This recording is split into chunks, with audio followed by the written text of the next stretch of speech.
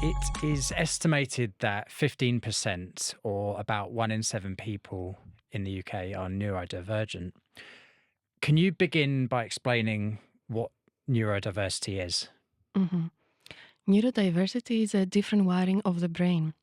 If we do a brain scan, we will see difference in a neurotypical or neuromajority brain and a neurominority brain, as we say in people that might have dyslexia or autism or ADHD. Mm. So that's some of the things that come under that term: neurodiversity, ADHD, autism. Could you go through a few of those, the sort of common ones that people are living with, and how they might show in their sort of day-to-day life? Mhm. I'll tell you about ADHD because most of my clients have ADHD. They might have hyperactivity, inattention, or a combination. That means that they might have executive function challenges, which are challenges around being strategic, organized, having control over emotions, and also being very reflective and have self confidence. Mm. These are common issues. Yeah. And would people with ADHD have all of the same sort of things they come up against, or would it be sort of a selection, I suppose, from... No one is the same, so it's a spectrum condition. I don't call it disorder. I don't see it as such either. But everyone has difficulties and strengths, and everyone can have a very spiky profile. Could be super intelligent in some things and could not find their keys in the morning. Mm. So something very simple could be chaos for them. Yeah. And what you said in there about disorder versus condition, hmm why does that little reframe change it for you? because with the word disorder, for me at least, inherently means that something is wrong with the individual, like something to be cured or fixed, treated. I don't see it as such. I see it as a condition to be understood, embraced, accepted. Yeah. Yeah, I totally understand and agree with that. And is that something that people within that working environment are pushing for? Is that something that's going to change in the future, do you think, about how we speak about it? Hopefully, there is much more education now and awareness, and I know a lot of workplaces are more neurodiversity neurodiversity friendly. But it depends on the culture of the organization, on how much people are aware of that. And yeah, because some people with neurodiversity really mask their symptoms, do not reveal that they need some requirements at work. They have fear of being dismissed, fired, or seen as less than other people. Oh, okay, so they're purposely hiding their hmm neurodiversity hmm from their employers. Yeah, especially if they work at a cutthroat corporate environment. I have seen it a lot. Or if they are in a job that is not well suited for them. Mm, That has caused a lot of my clients, for example, to get off work on a stress leave, mm, which means that the job description is not for them. It's not about loving the mission and vision of a company. It's about, am I good at the job description, the day-to-day activities? Do they play on my strengths or do I find it difficult? Because if that's not a good fit and we have to put a lot of accommodations, maybe that's not the right job. So that's the mm. first step. So, for someone with, say, ADHD, what would accommodations potentially look like? Everyone is different, so it's good to bring the individual into choosing that. For someone, could be more time or working from home to have a flexible work environment, or to have accountability check in with my manager every day, or breaking down the projects, or making sure it's clear instructions because some people like clear bullet point instructions, and most of the time it's open ended. That could be Mm, difficult for some people. yeah. So, the importance of looking at the individual, I suppose, rather than looking at the condition and just giving one response to that, like actually looking at what that individual needs in that specific role, and being quite well specific with it, I suppose. Yeah. And it doesn't have to be a lot. It could be one or two things that could also benefit the whole organization and the team. Mm. Because even if someone is not neurodivergent, maybe they have a different communication style or learning style they like. And just doing a bit of adaptation doesn't cost anything, but Yeah. could benefit everyone. Yeah, absolutely. Um, yeah, I think I read a stat whilst I was sort of researching for this episode where it said something like 85% of people with autism are not working, even though most of them are able to work. So I Mm, suppose it comes back to that finding an accommodation that fits into that role and also finding the right job for them. Like you yes. said, um, we sometimes say people can do everything, but there are certain things which maybe don't work together. Hmm. With those different neurodiversities that we spoke about at the start, obviously there's a few different ones that sort of come under the umbrella term. Do you know if you have one, are you more likely to have another? Do they tend to come in pairs? I've heard things about maybe dyslexia and ADHD. I don't know how true that is. Hmm. The first step for someone who wants to get a diagnosis in order to either feel a relief or have medication is to have a thorough investigation into their own brains through a psychiatrist and his team. Um, then they will know if they have autism with ADHD or another also condition. Because a lot of people could have two conditions at the same time, and these come in a spectrum. Mm, For example, I see a lot of times people with ADHD have also autism. Um, and a lot of times they also have anxiety and depression. So, working with somebody who specializes in diagnosing that, you will also know what's the primary diagnosis, what's the secondary diagnosis, and get the right support after. mm. And with the anxiety and depression and stuff, do we find that people with neurodiversities tend to have higher levels of that Yeah. than the Yeah. neurotypical population? Hmm. Because they, most of the times, they feel they don't belong or they feel less than or their confidence suffers. Or they might feel very depressed because they cannot meet deadlines or they Mm, feel pressure to perform. yeah. Yeah. And potentially not understanding why, if they're not diagnosed, Mm. not understanding why they're not performing to the level that they want to be able to perform at Hmm. as well. Because sometimes with neurodiversity comes lack of self awareness as well. Okay. Metacognition or self awareness is a skill. All of the executive function skills develop in the late 20s. But when we have neurodiversity or deep neurodiversity, developmentally, they are more delayed as well. Okay. So, metacognition is self awareness. So, if we lack the self awareness, it's more difficult to find the right job, to connect with our body and see what we need, to control our emotions. Right. Yeah. I see. Yeah.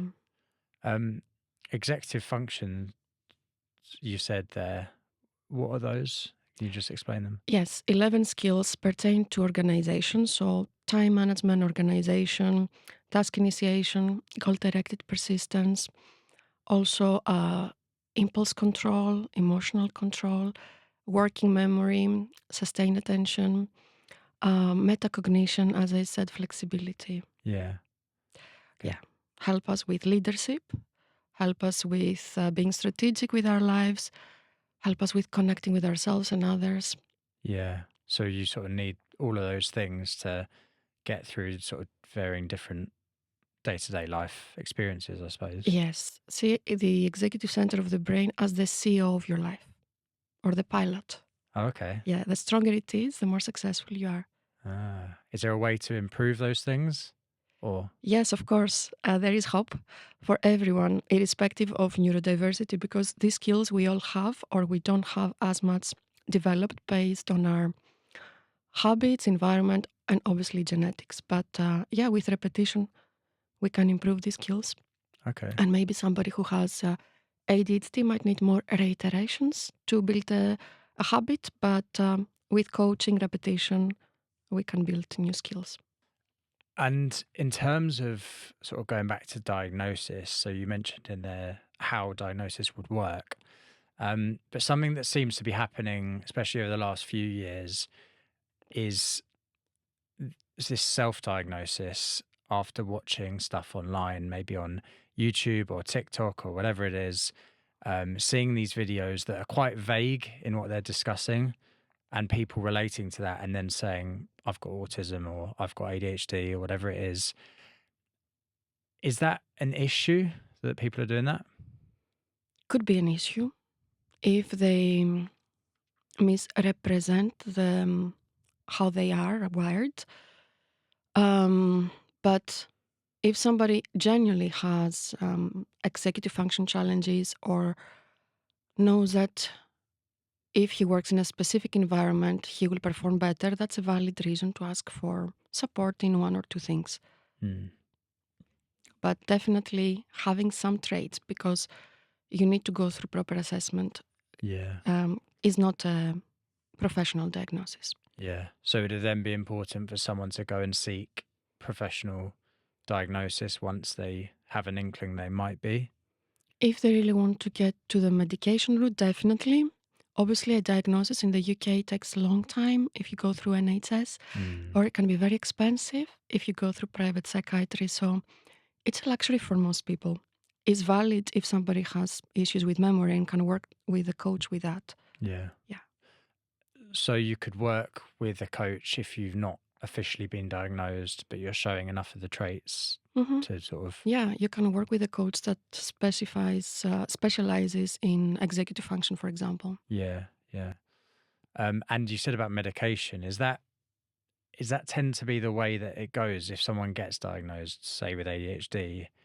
Is that our initial response currently? Yeah. Yeah. Some people might see a psychiatrist and decide not to go on medication. That's a minority. But most people decide to go to the medication route and might change medication one or two or three times or change the dosage to find the right meds for them. Do you think that's the right approach, or should we be looking at training our brains before jumping on medication?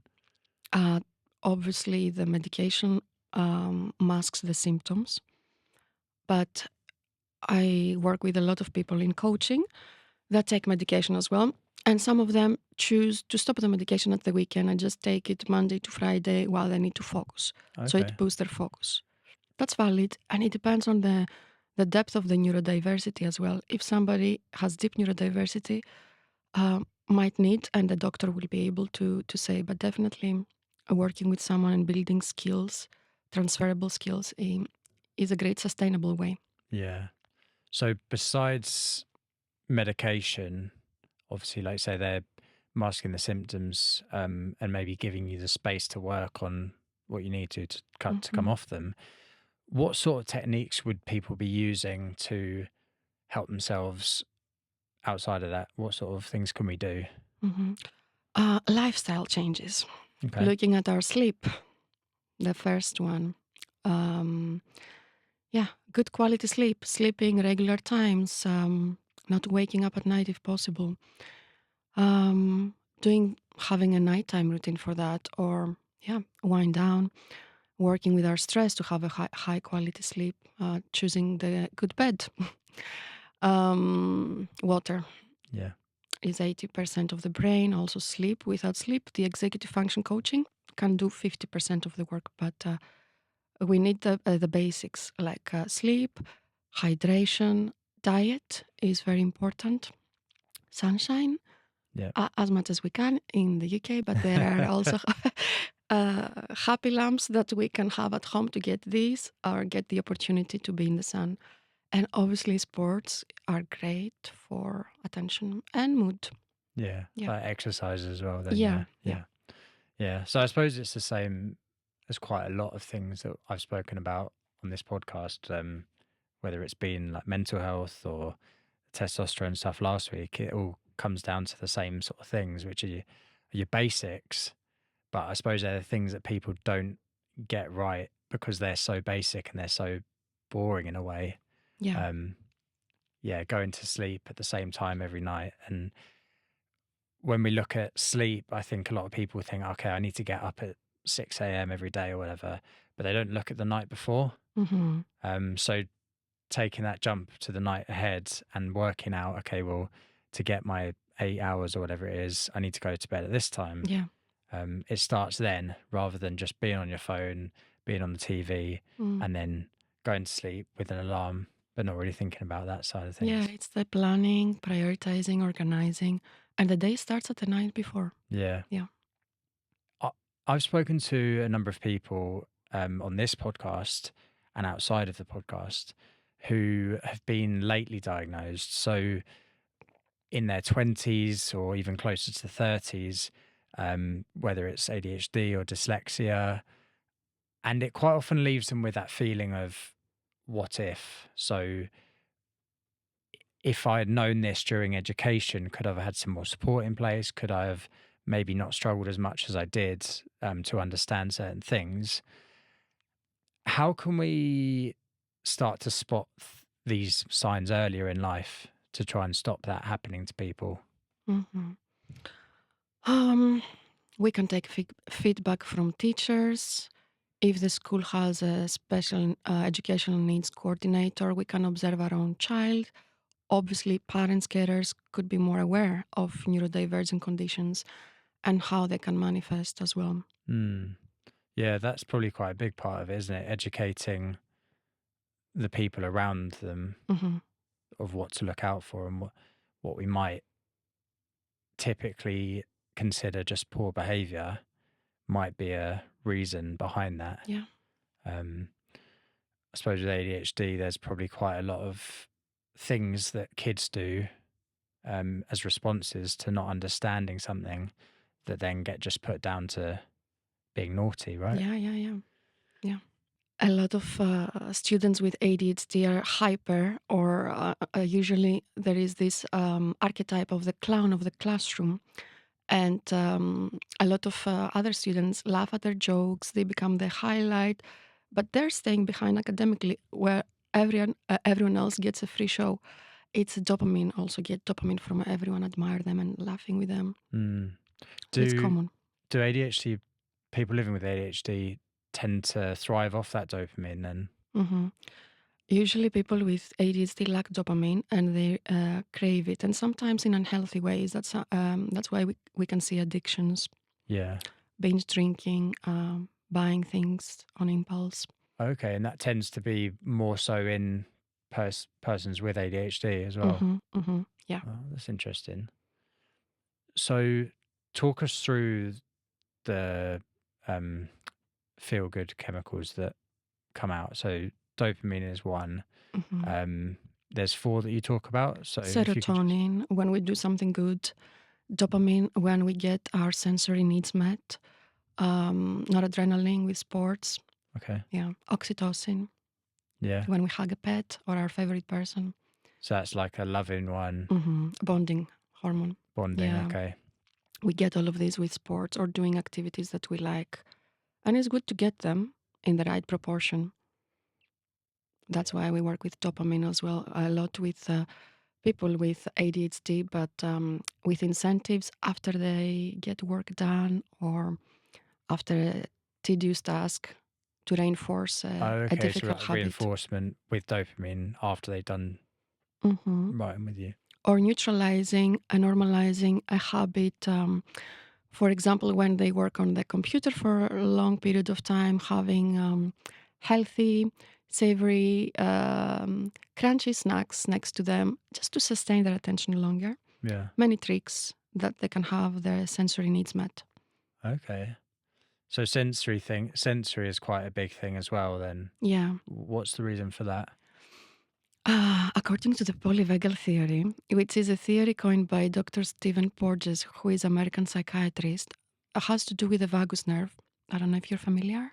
I've heard of it. Mhm. Yeah, remind me. Is the main nerve of our nervous system, stems from the brainstem until the end of the spine. So, based on that theory, ADHD is a nervous system dysregulation, which means there is sensory dysregulation often, as no one is the same, and emotional dysregulation. Therefore, if our nervous system is dysregulated, how can we stay still? Or how can we focus? Or how can we plan? We cannot. So that's a Okay. somatic approach. The executive function, because the executive center of the brain is here, is a cognitive approach. I work with both. Oh, okay. So Yeah. they work together rather Ideally, than yes. just working on one or the other. Yeah, Okay. And would some people only need to work on one thing or the other, or yeah. would it always be sort of It looking at depends on both? what they find difficult. I have clients that have only one goal, and some of them have 50 goals or 20 goals, very high achievers, want to do everything. But it depends on your readiness for coaching or your pre existing conditions, how Mm, fast you want to achieve things, your commitments, your time. yeah. And in terms of like society, how we look at it, we've sort of spoken a bit about employers. Um, we talk about neurodiversities and we know like dyslexia, dyscalculia, ADHD, autism. We know all the words and maybe we sort of understand them on a surface level initially. How do you think we can better support these people in sort of day-to-day life? What can we do? Understanding the condition and working with a specialist for that condition. For example, if somebody has dyspraxia, they might need to work with occupational therapist to work on their gross motor skills and then fine motor skills and strengthen that and put them in environments that they can thrive at. Mm, If somebody has deep neurodiversity, placing them in the right school that has neurodivergent programs that are more experiential and hands-on that they mm, can thrive at. yeah. And the people that you work with, you obviously worked with loads of people over the course of the work you've been doing. What are some of the most common barriers that people are facing that maybe we wouldn't know on the outside? A lack of self-esteem comes as a result of these profound executive function challenges that are a bit more than a neurotypical person would face. Like, okay, a lot of people procrastinate, but not every person receives penalties from the court because they have been procrastinating, doing the admin thing required. Right. So it depends on the extent. How we build self esteem by having small successes, small wins every day. So knowing how to approach the condition, understanding the person, and just working towards some goals that are achievable, not so easy, and building these successes and placing them in environments that they can thrive so they can feel they can succeed in them, Mm, or remembering their successes, or pushing them a bit out of their comfort zone yeah. to try new things and succeed initially. Yeah. Yeah. Which I suppose are all good. It's good for everyone to do, I suppose. But Yeah. does it come back to that dopamine thing? Is that why self-esteem's a problem? Is it because they're not getting that sort of reinforcement with the positive Is emotions? in a neurotypical world, and let's say in school, um, the approach usually, I won't say 100%, but is a bit obsolete. The curriculum, the way forward, the teaching. So if you place a child in the wrong school, and a few schools in the UK has great neurodivergent programs, they might mask, they might come home and have outbursts because they have been trying so hard throughout the day. And maybe you get feedback from the parents, so from the teachers, that they are lazy at school, but they're not lazy. You don't know how much they try. Mm, That's a problem. That's why their yeah. self esteem usually suffers. But as I say, doesn't mean that a big misconception about ADHD is that you're lazy or not smart. That's Mm, not the case at all. As we know, the most famous entrepreneurs have neurodiversity. Richard Branson, Jamie Oliver, Elon Musk. yeah. We might not like all their personalities, or we might do, but they have some genius in them. Yeah. And most of these people have quit the educational system. And I know a lot of parents also homeschooling their children as well because they don't want them to suffer, their self esteem to suffer. So they do homeschooling and they put them in environments and team activities outside of school where they can thrive, and they do one to one in the lessons where they find them more difficult. In that way, their self esteem can become better. Yeah. I suppose it links in with what we were talking about before about not understanding things as well, and how it's one big circle, isn't it? If you're not being understood, then you lower self-esteem, but that's because the person isn't understanding what you're going through. So until that works, nothing else is gonna Hmm. sort of be flowing. Yeah.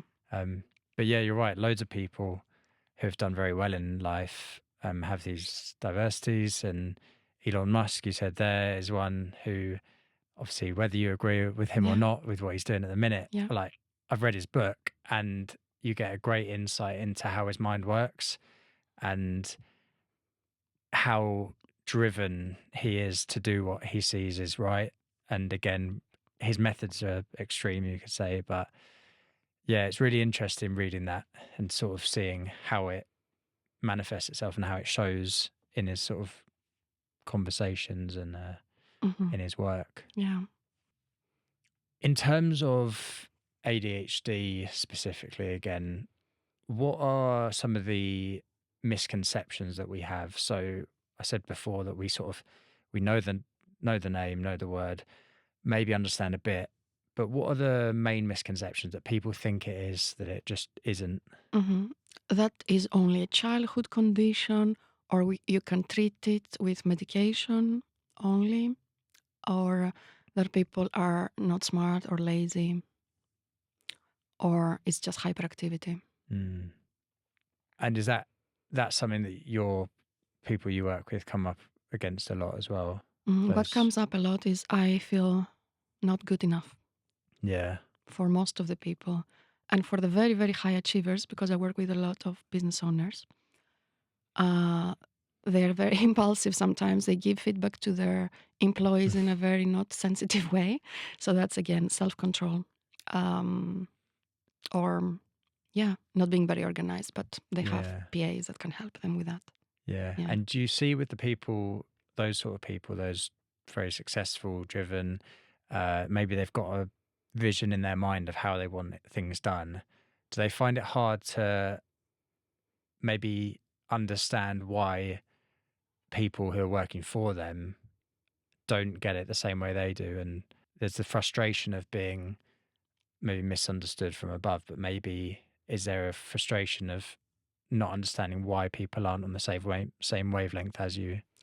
I think the very successful ones choose a good team. They're very good at that, but Right. they don't do the day to day operations. They have the bigger picture, but they might struggle with their self esteem as well. Like, Yeah. very, very strange. Yeah. Even though they are very successful, their self esteem is not good. Yeah. Very That's interesting. interesting. And in terms of your coaching then, so these people come to you obviously with whatever they're feeling, whatever they're going through. What's your sort of methodology in terms of how you then build up that confidence in people? We start with an assessment of their executive function profile, and we see where they are in the autonomic map, which is their nervous system, how they're feeling. Are they on fight or flight? Are they calm? Are they completely stuck? And work with both somatic and cognitive. Now, self esteem is about building daily successes, documenting them, looking at them every day. And then they have so much proof over the time um, that they have shifted their identity completely from A to B because they are doing different things together. Mm. They're building different habits and they have proof, and that embeds and they believe it. I think that's so important, isn't it, to have evidence. So rather than just telling yourself like an affirmation, well, actually, if you do the thing repeatedly, even when you don't want to do it, you can Hmm. then look back and you've got this stack of evidence that you look back on and say, I did it, so I can keep doing it. And it sort of keeps you going Exactly. in that moment as Yeah. well. But it's how to build these habits for neurodivergent minds. These are different things that they can do, and yeah, just finding that is great, and is a collaboration with the person. The more they Yeah. put into it, the more they get out of it. But is the habit that builds a new identity. Yeah. Yeah. Yeah. I think, again, what you just said about it's what they put into it. So I suppose some people will just turn up expecting you to have all the answers, but they've got to do the work to get the rewards. Definitely the pressure and the accountability works for a neurodivergent brain, but it's also the environment where they work, who they surround themselves with, the advice they take, their diet, in all ways, what they listen to, what they eat, everything Mm, they consume yeah. affects how they feel physiologically. There's a lot of factors then that go into what they might be feeling as well. Um, you said about getting your executive function sort of test and stuff like that. Is there a way that people listening can do that and get theirs tested? See, Mhm. Executive function is a predictor of future success, and whoever wants, I have a free gift called the Executive Function Predictor. They can email me okay, at my website and I can send it to them. okay, cool. I'll put your email down in the description so they can do that. So it's just an online test, is it? Is it It takes 3 minutes, yeah. okay? So nice and And straightforward. you receive personalized results in your inbox. Okay, wonderful. Um, so talk me through flow state. It's something I've seen you discuss before. Um, what is flow state and how does it relate to what we've been discussing? Mhm. Flow state has to do with high performance, is when we lose track of time, we are more creative, we can focus for long periods of time. Yeah, and we do amazing work. It flows. So you don't notice time passing, you're just in the zone. In the You've zone, yeah. is it a bad thing in a way? Are you too tunnel vision or is it seen as a good thing if you're like just focused in on this one thing? It's the best thing because you can be very creative and yeah, you can work on difficult projects. You can achieve a lot and not feel fatigued. Yeah. And is that something that we want these people with these diversities getting to, that flow Hmm. state, Yeah, or is it something that they struggle more than others to get to? they might struggle if they have distractions, for example, or if everything is a distraction, definitely can disrupt that. And if they are disorganized, they can disrupt the flow state. Yeah. If everything is optimized, they have more likelihood to go into that state. But they might have to do some rituals that we can work with. We spoke before this recording started, and you said you've been working in this area now since 2003. Hmm.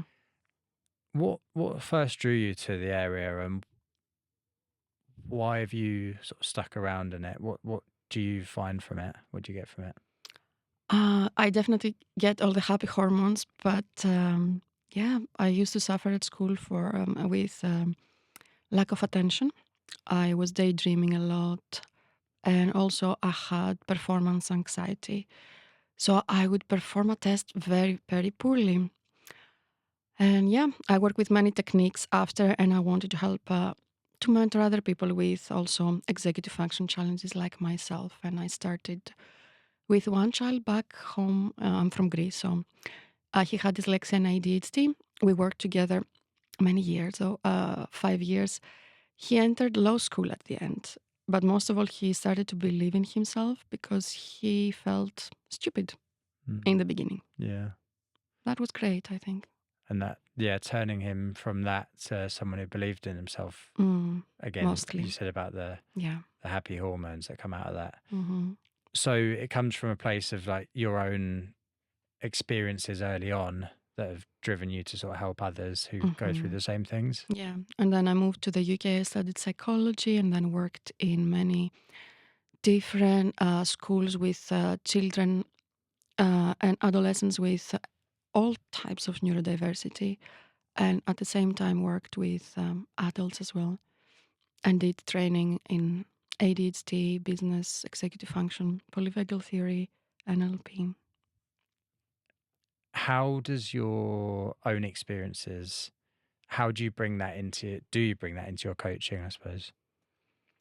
Yes, I bring all of this experience and what has worked for so many neurodivergent brains because it's different type of thinking.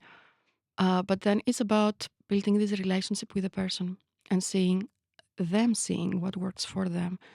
therefore building their own metacognition, their self-reflection. So after we finish coaching, they are more independent and more like powerful.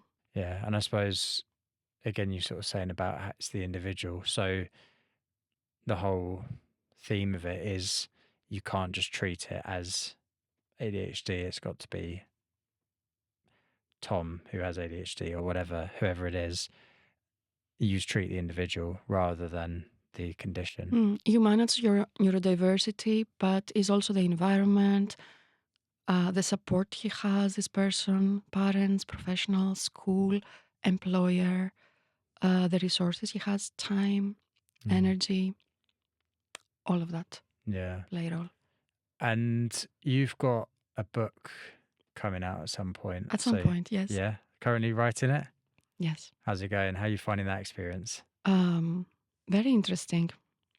Yeah, it will have a lot of examples, case studies from my clients. Okay. And I wanted to make it funny as well. Yeah. And do you find that writing stuff down helps get you a better understanding, maybe?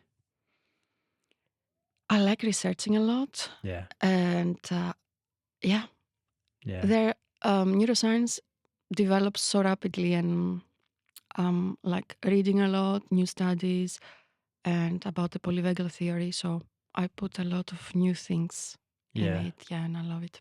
Awesome. And what benefit do you hope to bring to people with that book? Is it more understanding themselves? More hope, definitely hope, practical tools. And if they want to work with me, I'm happy. Yeah. Yeah. Awesome. Students now, they have exams, GCSEs, A levels. They feel very, very stressed. But I want to say GCSEs might be a bit difficult. You have some subjects, like a lot of subjects, really. I had 9, I think, in Greece when I sat the exams. Yeah. But it's just a gate you need to go through. If you go through the first gate, then A levels is a bit easier because you have less subjects. And then it gets a bit easier because you just have one subject if you go to uni. So just persevere. And the more you overcome adversity, the more you get to be yourself. Yeah, I think that's a good message. And I think the school system is not ideal because, like you say, you have so many subjects you're trying to learn. You might be interested in a few of them, but not all of them. But we're sort of pushed and we're sort of funneled through the same set of like you just laid out. You've got GCSEs, A levels, and then onto uni. And it's something I've spoken to a lot of people before about, is that uni stage. Again, colleges and sixth forms like to funnel you into it because it looks better on them. But, and I'm sure you come across this, university isn't for everyone. It's and not. A lot of the people you work with, I imagine, maybe learn better from physically learning and doing something whilst they learn. So stuff like apprenticeships in plumbing or being an electrician, where you can sort of learn hands-on and it makes a bit more sense because there's different ways of learning, aren't there, as well? Kinesthetic learning by doing visual, multisensory, auditory, and and most of the people with ADHD are business owners and entrepreneurs, and most of my clients are like that. Yeah. You get that outside of the box thinking as well, don't you? Yes, exactly. When there's a sort of problem ahead of you, neurotypical people may all sort of tackle it in a similar way, and someone who has a neurodiversity might see a way around it which no one else can spot. Exactly. They come with the best solutions. Yeah. They might find it difficult to implement them, but they have a team for that, or they find a way around it. Yeah. Are there any other sort of strengths that we see in people with neurodiversity? Creativity. Yeah. Out of the box thinking. Empathy. Okay. Like full of life. Awesome. Yeah. So bringing it into finish, one of the things that I like to do at the end of an episode is ask my guests to leave a question for the listener. So if you were going to give them a question to take away, to go and start a conversation with a friend, a family member, a stranger, what question would that be? what do you think my biggest strength is? If Awesome. they don't believe in themselves. Okay. Yeah. Yeah. What do you think my biggest strength is? I like that. Obviously, ask that to somebody that you trust their opinion. Yeah. Because the biggest, your inner voice is the best guide. Anna, thank you so much for Thank you. coming on today. I really enjoyed the conversation Me too. and found a lot of value from it. Hopefully, other people have too. If people want to find you online, keep up to date with what you're doing, where can they find you? On my website, annadaphna.com. Awesome. I'll link that in below as well with the email. And then if anyone wants to get the Executive function predictor. that's it, then they can do that there. So they just email you and Ask for it. ask for it. Yeah. Perfect. All right. To the listener, if you have enjoyed this episode, please do share it with someone who you think will find some value from it, whether it's a friend or a family member. If you've not already followed the show where you're listening, that really helps. And also you can rate it too, just to help us reach new people and the show to be shown. And you can also follow on Instagram at Lonely Chapter Podcast. And lastly from me, thank you for listening and stay curious.